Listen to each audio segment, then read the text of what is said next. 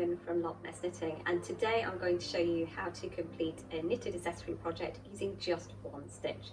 So this is the perfect project if you're a complete beginner, if you've never knitted anything before, and if you just want to give it a try. At Loch Ness Knitting, I'm a knitwear designer and I'm also a natural dyer, so I focus on using waste materials from my local area around Loch Ness to create a range of beautiful natural dye colours.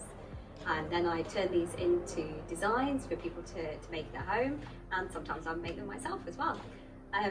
So I'm really passionate about getting people started in knitting. I think it's a great way to relax and be creative, and it's also a great way to practice a sustainable lifestyle. So let's get started. For this project, you're going to need a set of knitting needles, some yarn. Any scrap yarn will do. You do not need to invest in buying a big pile of materials in order to get this started, and maybe some beads if you want to glam things up at the end. So those are the things you'll need to get started, and I'm just going to show you what we're going to make. So this is a very simple knitted accessory.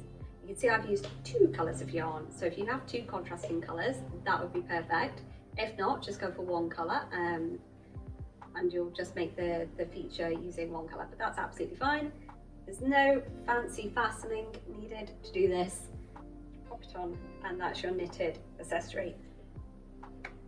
And statement necklaces and accessories are really big at the moment. They're fantastic for those head and shoulder portrait photos and video calls that we're doing a lot of. Okay, so for this project we're going to use our yarn and needles to make the Icord statement necklace, and we're going to get started by casting on. So we're going to take the yarn. I'm using my Loch Ness Knitting Cafe Collection yarn. I'm using it in the double knit weight, which means I've got medium sized needles. So if you're using fine yarn like 4-ply or sock yarn, you want fine needles, and if you're using chunky yarn, a sweater weight or a super chunky, then you want chunky needles. So I'm using middle weight yarn, so I've got middle weight needles. To cast on, we take the length of the yarn, wrap it round my 2 fingers, so front to back. I then take a needle, slide it under the front loop, hook it into the back, pull it under and through, remove my fingers and pull down, which creates a loose slip knot, which I then tighten. There are many types of knitting cast-ons, some of which are quite fancy, historical, traditional and unique. The slip knot as a way of starting is common to most of them. From there, I'm going to take my slip knot, and I am right-handed. I'm going to knit from left to right on the needles. If you want to knit left-handed, that is totally possible. I don't tend to do it unless I'm doing more complicated knitting projects, and there are lots of guidance available on YouTube and on socials for people who specifically find it comfortable to knit left-handed. So just because you're left-handed does not mean that you cannot cast on and start knitting. So this counts as my first stitch. My slip knot stitch is my first stitch. I'm going to add to that to complete my cast on. So I'm going to go through on my knitting needle. The loop of the knitting stitch goes from back to front. This counts as my front loop, this counts as my back loop, and I'm going to go through the front, wrap the yarn knot starter, means I've now got a total of 2 stitches. I'm going to do that again, through the front loop, around the needle, pull through, place it back on the left needle. We've now got a total of 3 stitches. So I'm going to do that 2 more times, through the front loop, around the needle, pulling down, catching that loop, pulling it through, placing it back on the left hand needle. We've got 4 stitches, so we're going to do that 1 more time. through the front loop, around the needle, pulling down and through, placing it back on the left hand needle. Now, many people get nervous when they're knitting for the first time. They get anxious about dropping and losing stitches, particularly in the cast on stage, so they end up casting on too tightly. So try to relax during the cast on if you can. It will make your knitting far easier when you get to your second and third rows. If you're stuck at all, if you're not sure what you're doing, don't be afraid to go to a more experienced knitter or to a designer or a yarn shop like myself and ask them to help you with this tricky stage, either by showing or by doing it for you. I am quite happy to help out knitters in the early stage of their learning until they become confident in the different techniques, stitches, and processes that they're using, because I want you knitting. So having cast on, first of all, to make your first row, and then knitted one row, you should now have 5 knit stitches on your right hand needle. In order to make an I-cord, what we're going to do next is transfer those back to the left hand needle. So we're not turning the work, we are just transferring them back to start all over again, which is why in this knitted statement necklace you just need 1 stitch and you just keep doing it over and over again. So our stitches are now back on the left hand needle and we're going to knit them again. So just as we did before, oops, there we go, even I don't get it right every time.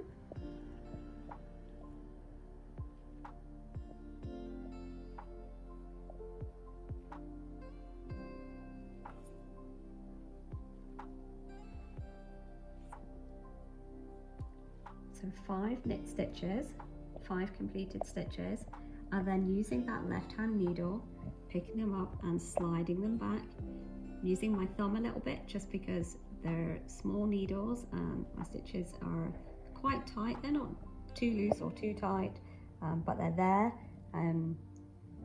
sitting neatly together, so I just use my thumb to manipulate them, to move them around. Don't be scared of touching and moving your yarn and sliding it around and putting it where you need it to be. That's how you stay in control of your yarn.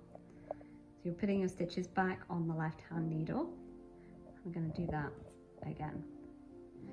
And what you can see when you create the I-cord is by constantly knitting the yarn and from left to right and then taking it back, you begin to create this strand of yarn across the back. And in this case we don't really want that. In some I-cord designs that is helpful, such as the Columba Celtic Cow, which is one of my designs.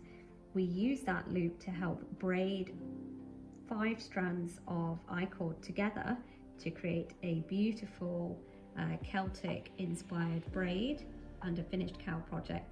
But in this project we're trying to create a cord, so a long tube of material. So what we're doing to minimize that loop across the back is when we get to the end of the row on the right hand side, we're just gently tugging down, and that encourages the knit stitches to kind of curl round on each other and to create a cord. So if I keep going, you'll be able to see that begin to emerge.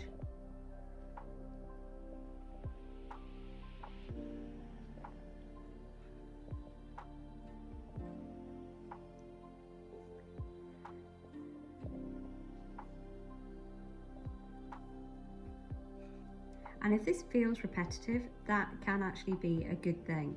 This is not the kind of stitch that is going to challenge your mind to make you remember lots of patterns and symbols. This is something that you can repeat over and over again without too much thought.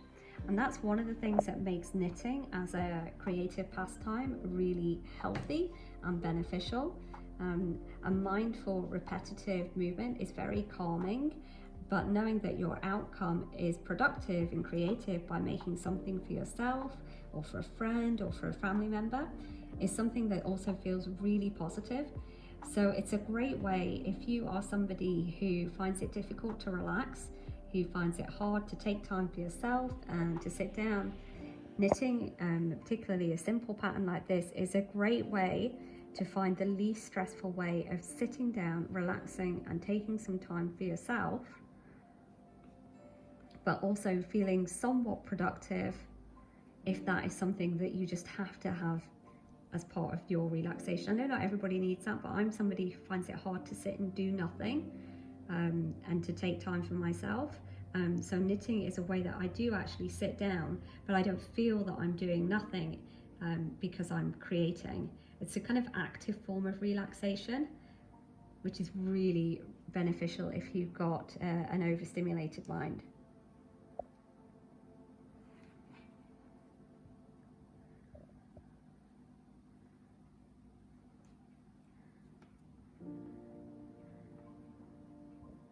So I've done half a dozen rows of I-cord stitch now, so you can really see this neat little cord of knitted fabric being created, and it's a super way to use up your odd scraps of yarn, or just to have a test of knitting if you want to see if this is something that your hands are capable of and if you're going to enjoy. If you find that the process of knitting is tough on your hands for whatever reason, maybe through arthritis, joint pain, some other kind of illness, you can use a knitting machine to recreate all of the knit stitches that you would be creating by hand.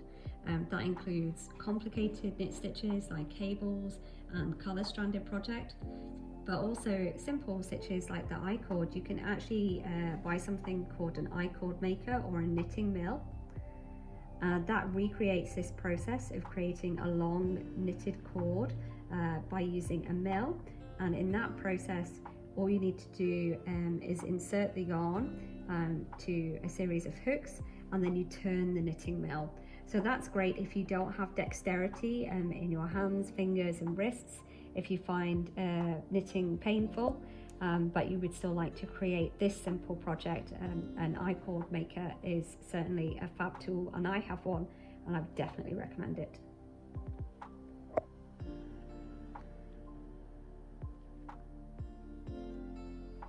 Okay, I'm going to allow you to continue making your Icord at your leisure,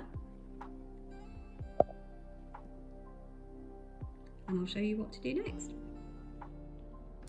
Okay, so I have knitted about 12 inches of Icord.